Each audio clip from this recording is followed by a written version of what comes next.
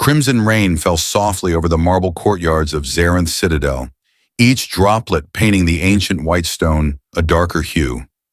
Rian Holt adjusted the collar of his damp flight jacket, frustration brewing under his calm exterior.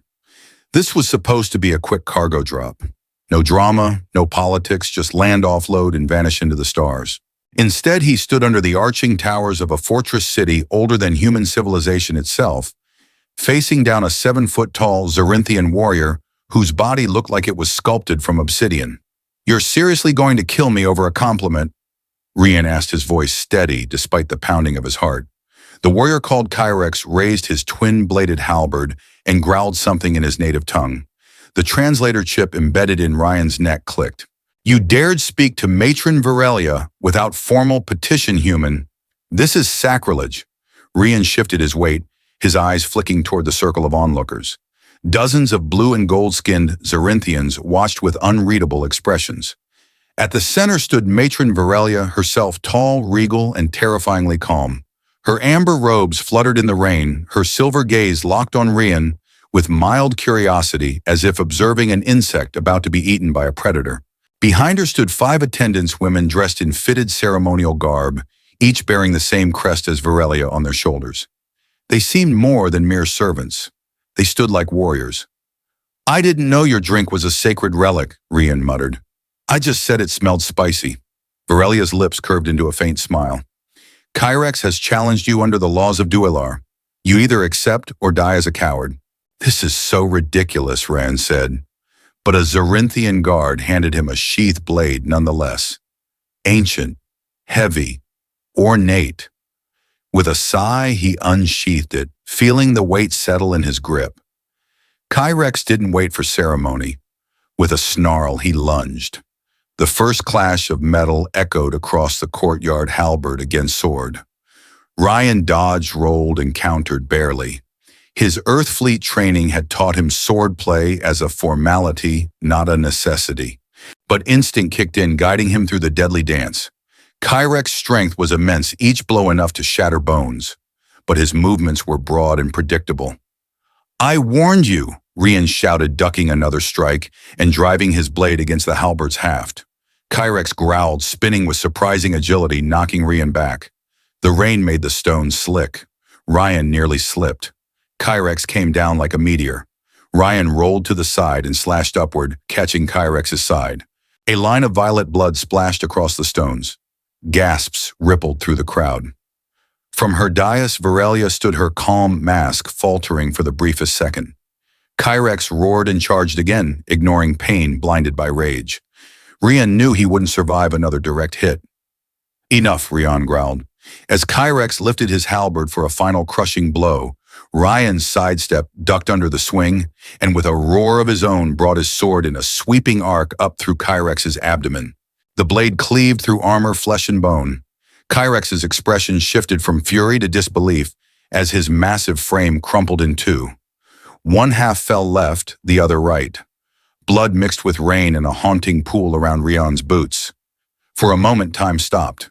The Zarinthians stared in stunned silence. Rian lowered his sword, panting, and looked at Virelia. Her silver gaze was unreadable now. The attendants behind her looked tense, not in fear but anticipation. Then Virelia did something that made Ryan's stomach twist. She knelt. The attendants followed. "What? What are you doing?" Rian asked. An elderly male stepped forward from the crowd, his robes bearing the symbol of the Council of Ritual. "You have defeated her blood-bound champion in sacred combat," the elder said solemnly. "By the rights of Duelar, Matron Virelia and her household are now bound to you." "Wait, bound to me?" Ryan backed up. "You mean like property?" No. "I don't do slaves. We are not slaves," Virelia said coldly. Standing again, her proud bearing returned. "We are oath-bound, companions, protectors, consorts. The law is clear." "I didn't ask for this," Rian exclaimed. "But you accepted the blade," the elder said. "You stood in the circle. The law chose you." Rian looked down at the sword still slick with violet blood, then at the 6 figures watching him like an unspoken promise had been forged in steel. "Damn it," he muttered. "This wasn't in the cargo briefing. The journey to the spaceport was a silent march through rain-slicked streets. Rian walked at the front, still gripping the ancient blade, with Virelia beside him, dignified despite the mud splattering her robes. Behind them, the 5 attendants followed in a tight formation, each carrying a compact case that looked suspiciously like it had been pre-packed. Almost as if they'd been expecting this outcome. "This is absurd," Rian muttered as they reached the edge of the port complex. "You're not prisoners. You can go. I don't need an entourage." Virelia raised a sculpted eyebrow. "We are bound to you by blood law. Refusing it would dishonor both our house and yours. And Zarinthian society does not look kindly on broken bonds." "I didn't ask for your society to crawl into my lap," Rian snapped. "Nor did we," Virelia replied. "And yet here we are," he sighed. "Look, I'm just a freighter pilot. I do jobs, deliver things, fix systems. I don't own people. I sure as hell don't need a matron and her warrior maids on my ship." The youngest attendant, a soft-voiced woman with sea-green skin and alert amber eyes, stepped up. "You misunderstand the nature of our presence, Commander Holt." "Ryan," he corrected. She dipped her head. "Ryan, my name is Kira. I hold experience in xenomechanical systems. I can help you prepare your ship." He blinked. "You're an engineer, among other things." "Well, all right then." When they reached Dock C-12, Rian's ship, a medium-sized trader-class vessel named the Starling, was waiting. It wasn't glamorous, but it was tough, reliable, and retrofitted with Terran and Xerian tech. He keyed in the access code. The ramp descended with a hiss. "This ship," said one of the other attendants, a tall woman with teal markings across her face, "is charmingly outdated." "Thanks, I think," Ryan said. "She's not a noble cruiser, but she flies." Virelia paused before boarding. "It is considered tradition that the head of household be invited aboard by the keeper." Rian resisted the urge to scream. "You're all invited. Come on, let's get off this planet before some other weird law says I'm married to your moon." They filed in without another word, their movements elegant, practiced too fluid to be mere house staff. Soldiers, he realized again, trained, quietly dangerous. As they settled in, Kira took her place at the console next to Ryan in the cockpit. Her fingers danced over the controls with unsettling precision. "You really do know this ship," he said. "I studied Terran schematics during my education," she replied. "Your vessel is a Mark IV modular chassis with pre-Federation jump cores, modified shield arrays, unregistered transponder." "Curious. Let's keep that last part between us," Ryan muttered. He powered up the ship and began running diagnostics. Halfway through, a sharp ping interrupted him. "Error code. Fuel injection." "Array sabotage detected." What the hell, he growled, scrolling through the damage report. "The fuel system's been tampered with." Kira leaned closer. "This is deliberate. A timed corrosion agent, done within the last 8 hours. Someone didn't want me leaving Zarinth. Not just you," Virelia said, appearing behind them, like a specter. "Us." Ryan turned, narrowing his eyes. "Who Counselor Drezik? He opposed my bloodline's rise to influence. My defeat and reassignment to a foreigner would threaten his plans. If we stay, he'll act quickly." Rian clenched his fists. "Well, I'm not exactly in the mood to get assassinated. Any ideas?" "There's an inn in the lower rings. It's run by a human, a war veteran named Cord Danton. He owes me a favor." "You trust him? He lost his leg defending a Zarinthian colony from raiders." "I trust the kind of man who bleeds for people not his own." Rian nodded. "Let's move." The lower rings were less pristine than the citadel above. Narrow streets, vents hissing steam, makeshift stalls lit by flickering glow rods. The inn named Last Refuge was tucked into an alley flanked by rusted statues and graffiti.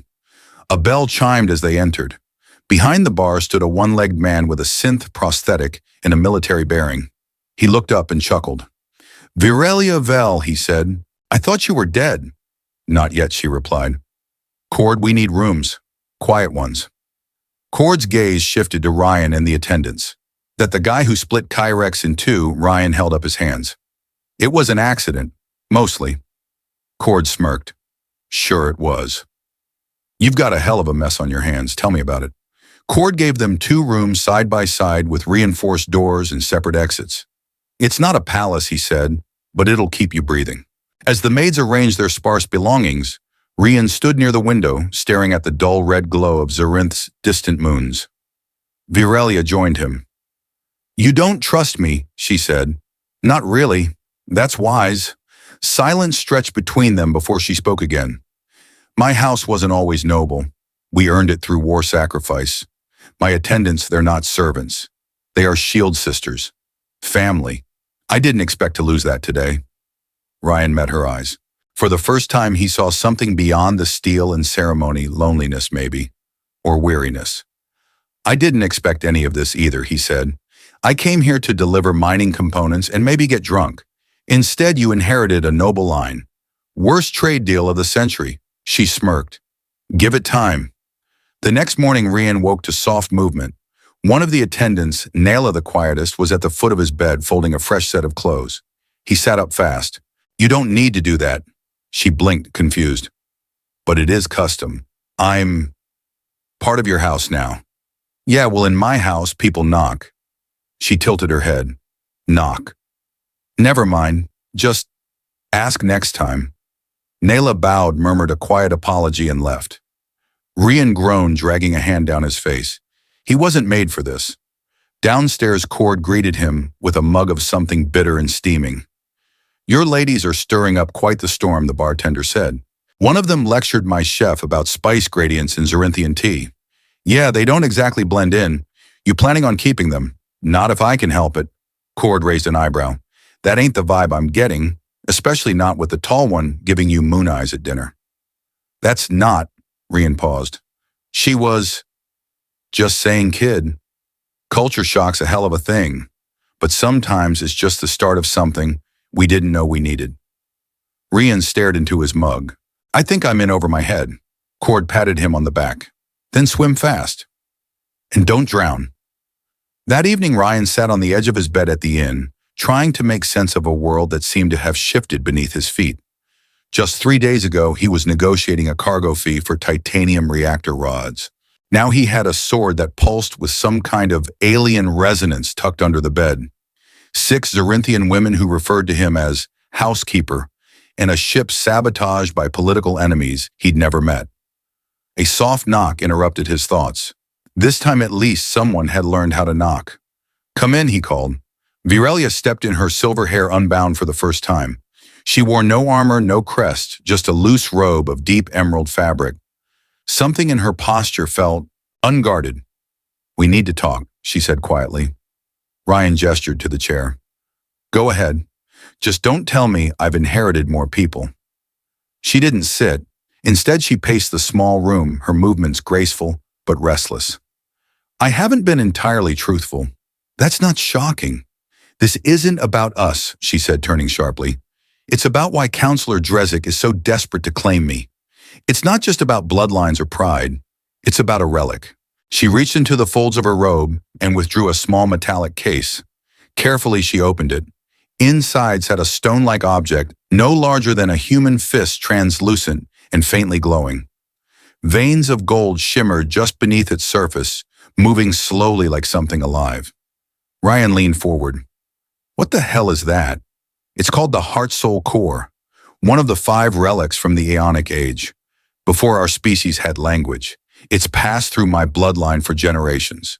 We don't fully understand its power, but we know it bonds to a lineage, and only to those who carry the rightful spark." "Sounds like a myth." "Is it?" She held it closer to Rian. The moment it neared his chest, the core pulsed brighter. Virelia's eyes widened. "That's impossible." Ryan backed away instinctively. "What did I do?" "You did nothing. And that's the terrifying part." She slowly closed the case. "The core is responding to you, Ryan Holt. Stronger than it ever did to my father. Stronger than it does to me. I'm not even Zerinthian." "No, but something in you resonates with the core." He ran a hand through his hair, pacing now. "So Drezik wants the relic. He thinks taking you gives him control over it." "Yes, and he'll keep trying." Rian turned sharply. "Then we need to get off this planet now. Get to Federation space. Let someone else deal with this madness." "I agree, but the ship is still crippled, And even if we leave, he'll follow. Rian stared at the closed case. You said it bonds with a bloodline. What happens when it bonds to someone new? Virelia hesitated. The lore says it changes the bearer. Physically, psychologically. Sometimes it enhances their senses, sometimes more. Have you noticed anything? A shadow crossed her face. Yes, changes I can't explain. My strength, my awareness, and an emotional link. With you. Ryan stared at her stunned. It's faint, she added quickly. But real. They stood in silence for a long moment before another knock came. This time it was Kira holding a datapad. Apologies, she said. We may have a bigger problem. Rian took the pad and skimmed it. This is a port security report. Encrypted logs, Kira said. Cord helped me access them. Drezik's men have locked down every private vessel with a Class 4 engine or higher, which includes the Starling, Ryan muttered. He's expecting us to try to run. Virelia's voice was cold steel. Then we give him what he expects, and we go somewhere he'll never follow. The next morning, the group moved out of the inn under cover of pre-dawn fog. Cord had arranged a transport cart to take them into the Underhollows, an ancient labyrinth beneath Zaren's surface once used for city cooling systems, and now largely forgotten. The passageway opened into a vast chamber, lit by bioluminescent moss. Ancient statues stood crumbling in the corners. A hidden workshop cobbled together with Terran and alien tech filled the center. Cord gestured toward the vessel in the middle, a sleek three-person long-range escape pod. Military surplus, he said. Smuggled it out during the evac wars. It won't take all of you, but it'll get you past Drezik's blockade. Rian glanced at Virelia and the attendants. We can't all fit. I know, Virelia said. We'll have to split up. That's not safe. It's our only choice. A tense silence followed. Then one of the attendants, Jessa, the tallest and most stoic, spoke up. I'll stay with Ryan. My combat skills will be more useful protecting him. I'll stay as well, said Kira. He'll need someone to get the Starling back online. Nayla hesitated. I will go with Virelia. She'll need someone who can sense the relic's shifts. Rian looked at Virelia. You sure about this? No, she admitted. But I trust you. Their eyes met for a heartbeat longer than necessary. Then she turned away, boarding the escape pod with Nayla and the two others. As the pod's engines engaged, she pressed her palm to the glass.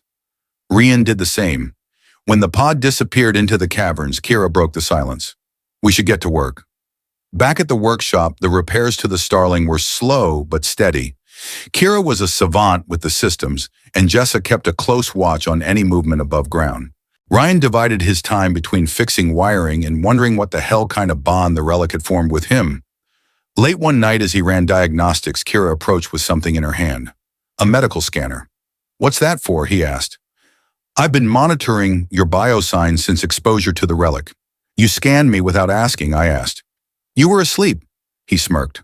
So, what did you find? You're changing, she said softly. Slight metabolic shifts. Elevated neural activity. Nothing dangerous yet. But you're syncing with it. More than even Virelia. Rian leaned back. So I'm a chosen one now, No, Jessa said from across the room. You're just caught in something older than either of our species. Kira lowered her voice. The relic doesn't choose randomly. It seeks compatibility, harmony, in spirit, not just blood.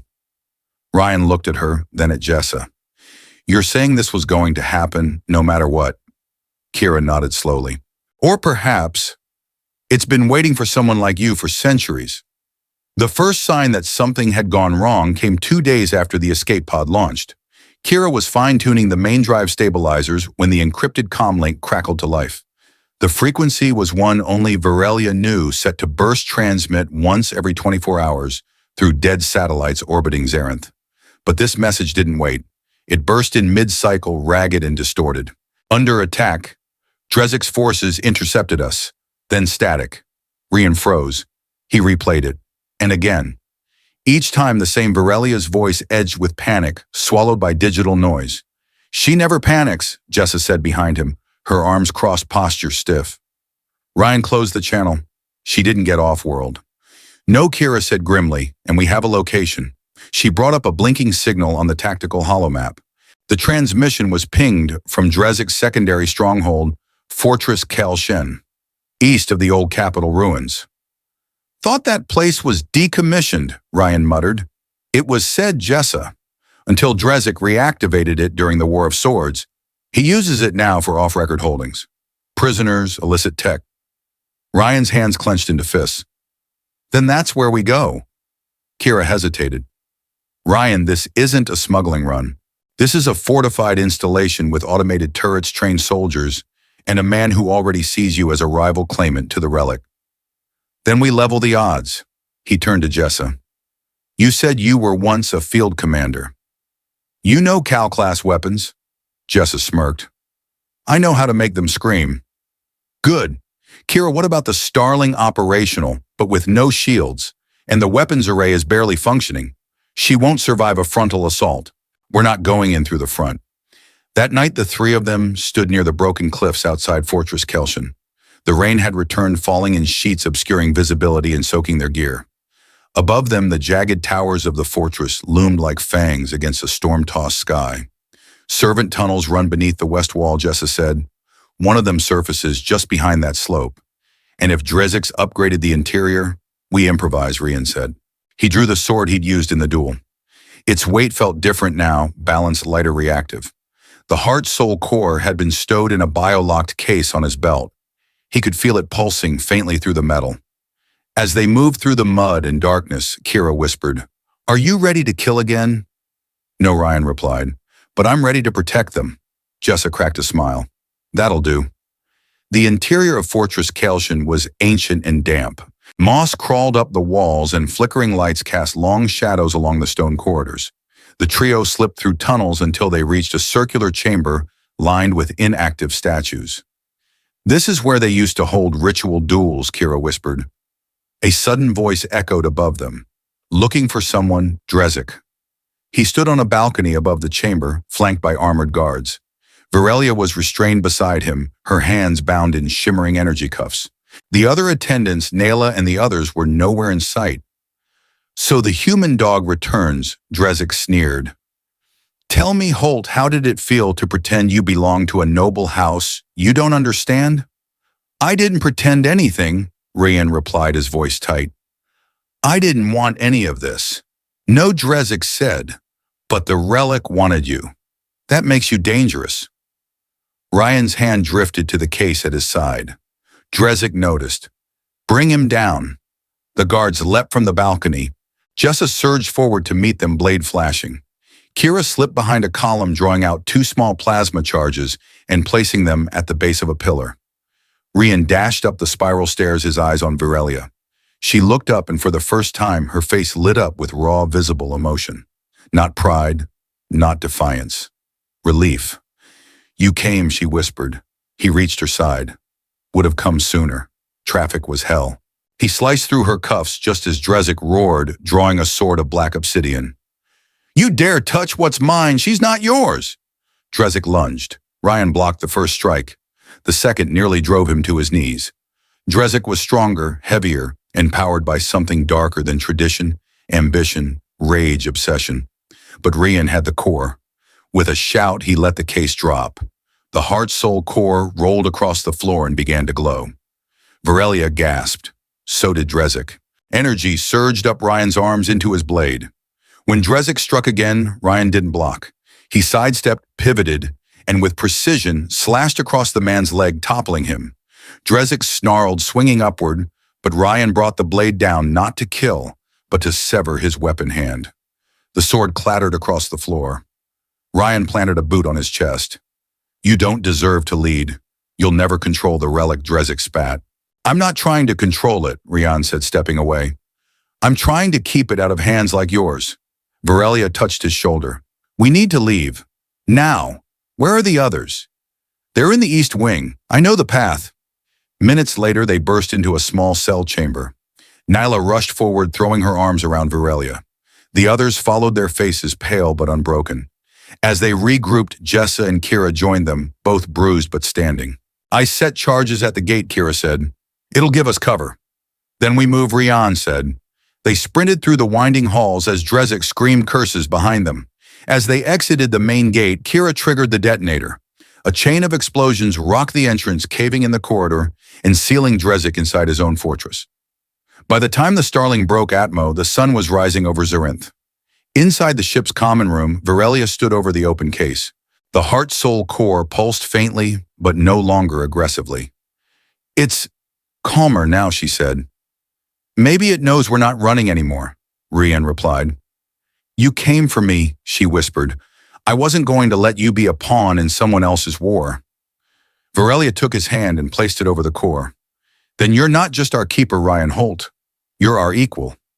The attendants formed a quiet circle around them, each laying a hand over his or Virelia's shoulder. A silent bond, unspoken but deeply understood. The core pulsed once more, brighter than before, and something shifted between them. Something final. Something permanent. The Starling hummed softly as it cruised through high atmosphere, banking eastward toward the neutral orbital lanes. Outside the viewport, the horizon curved away in soft bands of gold and indigo. The rainstorms of Zerinth were finally behind them. Inside the ship, however, the real turbulence was just beginning. Ren stood alone in the galley, staring at his reflection in the dark window, hands gripping the countertop. His thoughts wouldn't stop racing, memories of Drezek's blade clashing against his own, of Virelia's relief, of the way the heart-soul core had responded when they stood together. He was still holding the ancient relic's case. It throbbed faintly in his hand, the pulse syncing with his own heartbeat, like a second rhythm beating in tandem with his life. You've felt it, haven't you? A voice asked softly from behind him. Ryan turned. Kira stood there barefoot, her expression serene yet sharp. She looked different, subtle but unmistakable. Her skin tone had deepened slightly, the markings on her face faintly glowing beneath her eyes. What do you mean? Ryan asked. The bond, she said. The core is changing you, changing all of us. Ryan put the case down. I've noticed some sensations. Strength, focus, like my mind's clearer. Is that what you're feeling too? She stepped closer. Yes, but more. Our physiology is adapting, aligning with yours. When the core links two bloodlines, it doesn't just unify memory, it reshapes compatibility. You mean genetically? She nodded. Our cells are shifting, yours as well. You'll be more compatible with Cerinthian biology and us with yours. That's not a small change. No, it's not. Kira hesitated. Have you spoken to Virelia about the side effects? Not yet. Why? Kira's amber eyes flicked to the case. Because she's showing advanced resonance. I think she may be pregnant. Ryan's breath caught. That's impossible. No, Kira said gently. It's rare, but not impossible. The core enhances bonds it senses as true. It doesn't need tradition, only emotional compatibility. We haven't even, Ryan began, then stopped, remembering the intimacy of touch, the shared moments of vulnerability, the kiss before the fortress. You don't have to explain, Kira said. The core doesn't wait for consent. It recognizes connection and prepares the future accordingly. Rian leaned back, stunned. Does she know she suspects? But it's not just her. Kira moved closer, her voice lower now. All of us feel the core. We dream the same dreams. We feel your thoughts, glimpses of them. And you feel us, don't you? He didn't reply, but he didn't deny it either. I'm scared, he admitted quietly. I didn't sign up to be bonded or connected to some ancient artifact that rewrites DNA. Kira offered a gentle smile. Neither did we. But maybe it's not about signing up. Maybe it's about rising to what we were chosen for. She stepped away, pausing at the door. You should speak to Virelia. He found her in the observation bay. Virelia stood alone, staring out at the stars. The case lay open beside her, the core resting in a field of soft blue light. She didn't look surprised when he entered. Is it true? He asked. She glanced over her shoulder. Kira told you she did. Virelia turned, arms folded. The core accelerated something dormant. My physiology's responding faster than expected. The bond is maturing, and the child. Her gaze didn't waver. I don't know for sure yet, but I feel it. A presence. Not entirely me, not entirely you. Something new. Ryan sat beside her, unsure what to say. This wasn't supposed to happen. No, she said softly. But it did. They were quiet for a while, listening to the subtle hum of the engines. I'm not ready to be a father, Ryan finally admitted. Virelia smiled faintly. I wasn't ready to kneel in a rain-soaked courtyard and become bound to a Terran freighter pilot. He chuckled despite himself. But here we are, she continued. And strange as it sounds, I don't regret it. Ryan looked up. You don't. She met his gaze. You came back for us. You didn't use your power over us. You respected our autonomy even when tradition said you didn't have to. That's more than many Zarinthian men have ever done. He swallowed hard. What happens now? Virelia looked toward the core. We find a new path, not as master and oath-bound, not as strangers, but something in between. The core chose us, but we choose how we walk together. Later that evening, the crew gathered in the central chamber, Ryan, Virelia, Kira, Jessa, Nayela, and the others. The heart-soul core rested on a pedestal in the center, its light casting flickering shadows across their faces. We're not safe yet, Ryan told them. Drezek will regroup, maybe come after us again, but we have a chance to get to Federation space, a chance to protect the core and maybe understand it. We're with you, Jessa said simply. All of us, added Nayla. Ryan looked at the group, each of them strong in their own way, shaped by traditions he barely understood, and yet bonded to him by something deeper. This isn't just a relic, he said, eyes on the pulsing core. It's a bridge between worlds, between us. The room fell into a reverent silence. Then the core pulsed brightly once, twice, and its light expanded across the walls. A sudden wave of heat swept through the chamber. In that moment, Ryan felt it again, connection. Their thoughts, their hopes, their fears briefly entwined. He saw Kira's wonder, Jessa's fierce loyalty, Virelia's resilience, even Nayela's quiet admiration, and beyond that, a sense of unity he had never felt before. It was overwhelming and undeniable. When the light faded, they all stood quietly, exchanging uncertain glances. What was that? Ryan asked. The core acknowledged us, Virelia said softly. All of us, as one. Kira stepped forward. I think we've just become something the galaxy has never seen before. The Starling exited Zarinthian orbit under cover of darkness, weaving through ancient orbital junk fields and defunct relay stations. With shields only partially restored and stealth barely operational, Ryan flew manually, gripping the controls with a precision that surprised even himself. Approaching the neutral corridor, Kira announced from the co-pilot's seat, we'll be out of local system jurisdiction in 20 minutes. Good, Ryan muttered. The farther we are from Drezek, the better. But he knew it wouldn't last. Not with the heart-soul core on board. Not with what they were becoming. The crew had settled into an uneasy rhythm since the confrontation at Fortress Kelshin. Virelia remained composed but quieter. She often stood near the core in the observation bay, sometimes for hours, her hand gently resting on the field that encased it. The others were changing too. Nella's hair shimmered faintly in the dark, now glowing softly with bioluminescent strands. Jessa had become physically stronger, her movements faster and more fluid. Even her voice carried a strange resonance, subtle but present. Kira's modifications were the most overt. Her irises had shifted hue, rippling with threads of violet when she was focused. She also no longer needed rest in the traditional sense, her body recharged through proximity to the core. And Ryan. He no longer needed to sleep more than 2 hours a night. His reflexes were sharpened, his cognition accelerating. But it came at a cost. Sometimes he caught whispers in his head that didn't belong to him. Thoughts from the others, memories, emotions, fragments of dialogue. The core was forging something deeper than understanding. It was creating a network, a family. 3 days into their journey, as they passed into the Helion Drift, a neutral trade region governed by a loose network of planetary coalitions, the core flared with a sudden burst of light. Every console on the bridge lit up. Proximity alert, Kira said. Unmarked vessel decloaking, fast approach visuals, Ryan barked.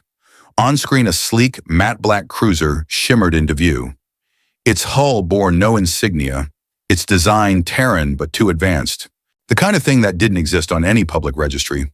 Stealth military-grade Kira confirmed grimly. Probably Black Ops. No transponder, no ID. A transmission opened. Unregistered vessel Starling, this is the Directorate of Galactic Equilibrium. Power down your ship and prepare for boarding. Rian frowned. Never heard of them. I have, Virelia said, stepping into the cockpit. They're not officially acknowledged, but they're real. Independent operatives, a coalition of species who monitor ancient tech and potential existential threats. Rian tapped the comms panel. This is Commander Holt. We're carrying civilians and cargo under protection from Zarenth. Identify your purpose, a flat voice responded. We are aware of the core. You will surrender it. Failure to comply will result in forceful intervention. Rian muted the channel. So not big on diplomacy? We can't let them take it, Virelia said. They won't stop at the core, Jessa added from the doorway. They'll take all of us, study us, dissect us if they have to. Suggestions, Ryan asked, already adjusting the flight path. Kira leaned over the console. We have one chance. There's an old Terran listening post nearby, abandoned since the last war. It has a deep gravity well beneath it. If we drop into it and divert power to propulsion, we might lose them in the interference. Might she looked at him. It's a slim chance, but it's better than none. Ryan didn't hesitate. Set the course. The Starling dove into the gravity well like a falling star. Behind them, the black cruiser gave chase, its plasma cannons, lighting up the void in streaks of blue fire. We can't outrun them for long, Kira warned. I'm not trying to outrun them, Rian said. I'm trying to confuse them. He cut the main thrusters and initiated a cold burn descent. The ship plunged into the distortion field below the station ruins, static interfering with every sensor. Now he shouted. Kira and Virelia activated the pulse scrambler, flooding the area with false readings and decoy signals. The cruiser hesitated, and in that hesitation they vanished. They landed hard on a crumbling platform of the abandoned listening post. The station creaked and groaned, as if surprised to be inhabited again. Inside, the crew scattered to secure the area. This place gives me the creeps, Nayla said quietly, her voice echoing in the empty halls. It was used for comm warfare, Jessa explained, during the phage incursions. They said the walls could hear thoughts. Comforting, Rian muttered. They set up camp near the old comms hub, dim emergency lights casting shadows through rusted grates and dangling wires. That night, as the others rested, Ryan and Virelia sat in a disused control room, the heart-soul core pulsing steadily between them. You ever wonder what it's doing to us, he asked quietly. All the time, she replied. But I no longer believe it's harmful. What do you believe then? She hesitated.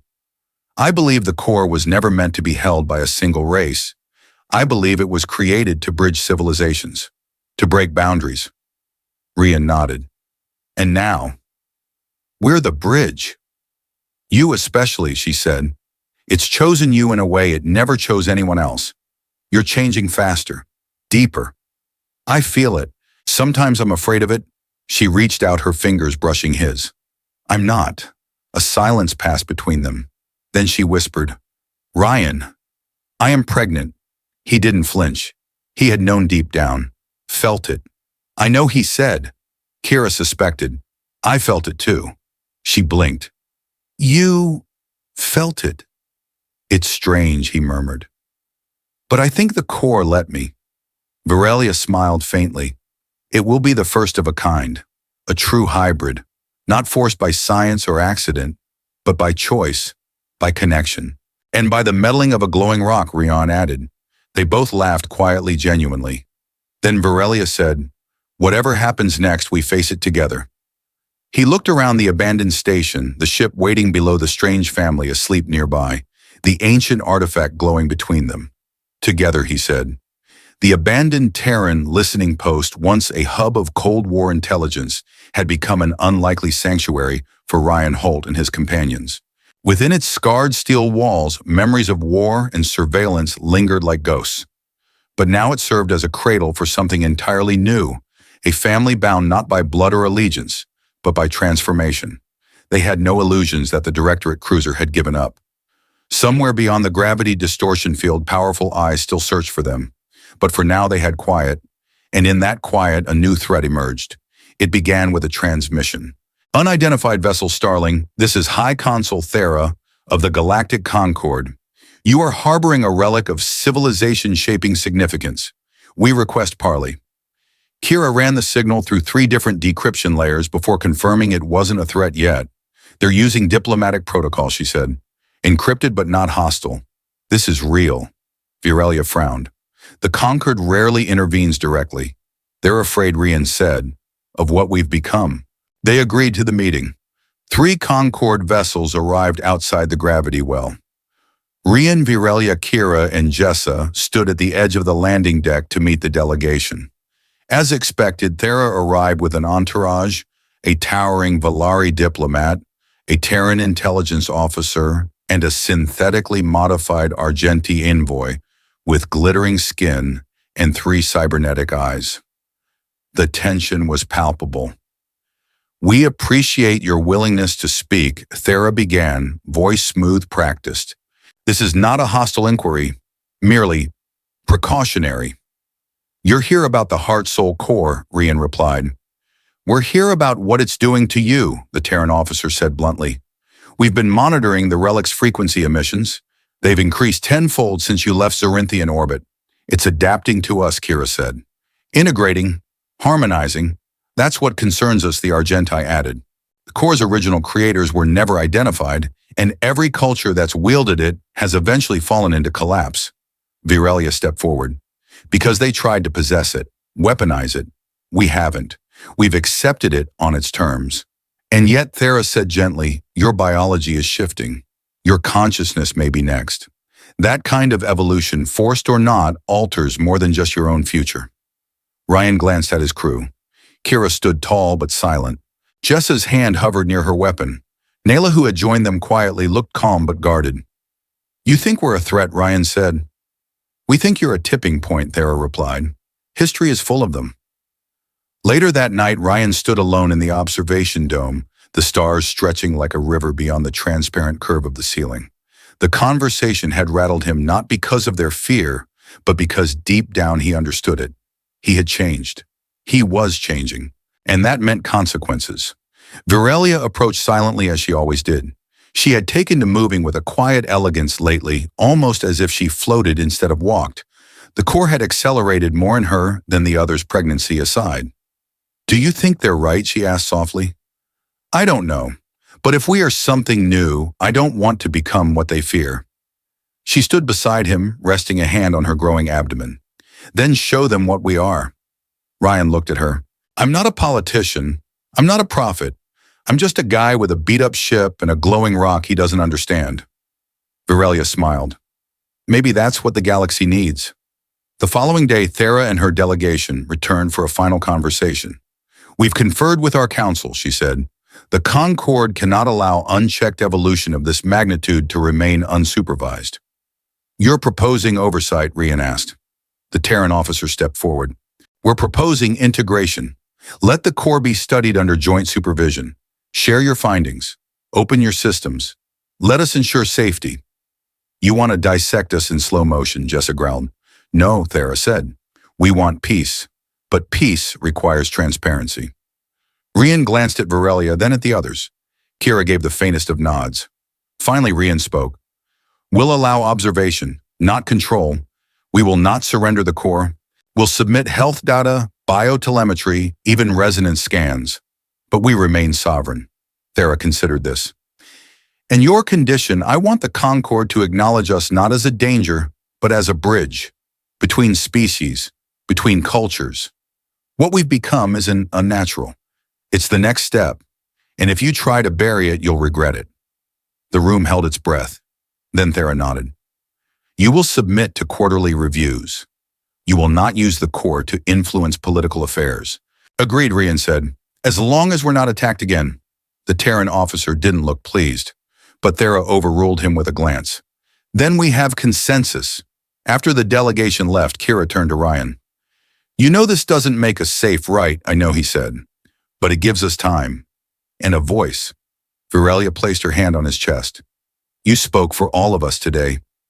Rian turned to her. Because we're not separate anymore. No, she whispered. We're one. The core pulsed brightly in the distance. In the dim glow of the ship's chambers, Ryan could feel it again. That sensation of presence, of emotion, of six minds gently brushing against his own. He wasn't just changing. He was sharing. And it felt right. The stars beyond the starling shimmered like ancient runes, each one a promise of exploration, danger and discovery. For the first time since their flight from Zarinth, the crew had begun to believe in a future that wasn't defined by running or hiding. But peace, as always, was temporary. The alert klaxon screamed to life in the middle of the night cycle. Red strobes flashed through the ship's corridors. Kira's voice crackled through the internal comms inbound vessel. Not conquered, no identification. Interceptor class. It's coming in hot. Ryan was already on his feet, racing to the cockpit. By the time he arrived, Virelia and Jessa were already strapping in. Visual Rian barked. The screen blinked. A sleek, bone-white ship like a blade against the void cut through space, its engines roaring with unnatural energy. That's no pirate, Jessa muttered. Military design. Modified. Virelia's expression darkened. That's Drezik's personal war cruiser. The Eviscerant. Ryan's blood ran cold. How the hell did he find us? Kira's fingers flew across the console. He bypassed the gravity interference using quantum phase tracking. He must have piggybacked the Concorde's comm burst signatures. Rian swore. He used our own peace talks as a beacon. Outside, the Eviscerant began charging weapons. Below decks, Nayla and the others moved quickly to secure the Heart Soul core. The relic pulsed furiously, its rhythm frantic and erratic. It's responding to the threat, Nayla whispered. The core's linked to us, Lena said. If we're in danger, so is it. We have to protect it, at all costs. In the cockpit, Kira redirected all available power to the engines. We can't outrun him, she said, but if we get close to that dead planet in the Drift Delta 9, we can use its gravity to slingshot into deep space. Rian didn't hesitate. Do it. The Starling banked hard, diving toward the barren, rocky husk of Delta 9. Behind them, the Eviscerant gave chase plasma cannons, lighting up the void. The ship shook violently as the first volley slammed into their port side. Sparks rained from the ceiling. Shields at 20%, Kira shouted. If we take another direct hit, we'll lose the engines.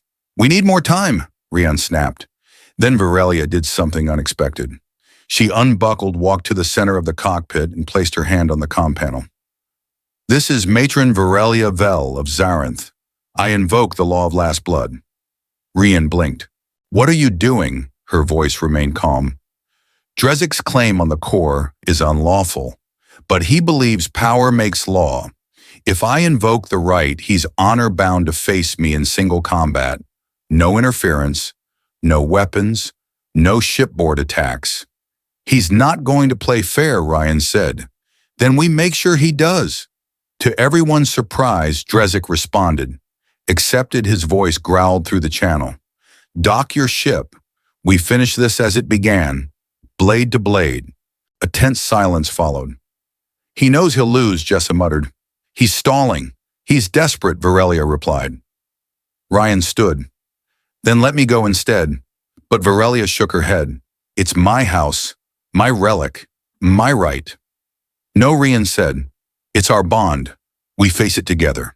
They docked inside the ruined docking ring of Delta 9's orbital station, a hollow ring of rust and gravity decay. Ancient gravity plates flickered beneath their feet. The core was carried in a containment cradle by Nayla and Lena. Its glow had changed, no longer erratic, but bright and steady. It was calm, as if it understood what was about to happen. Ryan and Virelia stepped into the central ring. Drezik stood at the far end, armored in ceremonial black, a curved sword in one hand. I should have taken her years ago, he sneered. Now I'll kill her. Take the core and burn your broken little ship from the sky. Ryan stepped forward. No, you won't. He drew his own blade, the same one that had cleaved Drezik's champion in half. The duel began. The ring echoed with the clash of metal. Drezik fought like a berserker, brute strength and calculated hatred. Ryan, by contrast, fought with clarity, grace, and something more. Connection. He wasn't alone. Every strike carried the intent of Virelia's loyalty, Kira's intellect, Jessa's fury, Nayla's devotion, Lena's quiet fire. He moved like a symphony, and slowly he began to overwhelm Drezek. But Drezek wasn't done. With a roar, he lunged not at Rian, but at Virelia. "No," Rian shouted. Drezek's blade flashed and met Virelia's own. She had anticipated it. She countered, and with a single decisive motion, drove her blade through his chest. Drezek fell to his knees, choking on his pride. "The core chooses," she whispered, and he collapsed. Back aboard the Starling, the crew gathered around the core.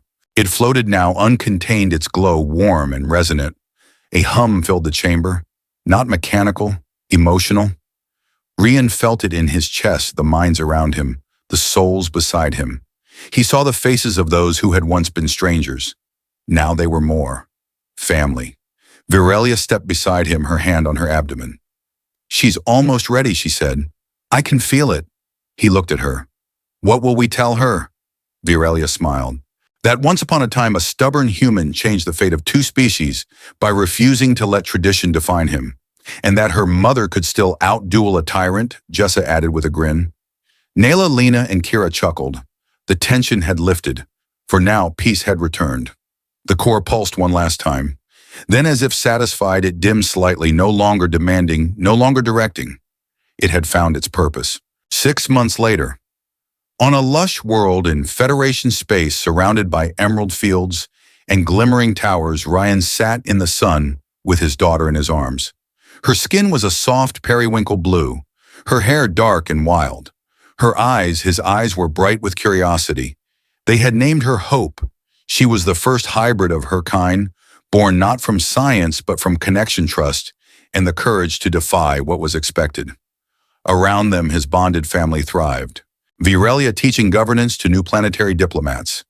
Kira collaborating with human scientists to unlock safe resonance technology. Jessa training a new generation of hybrid guardians.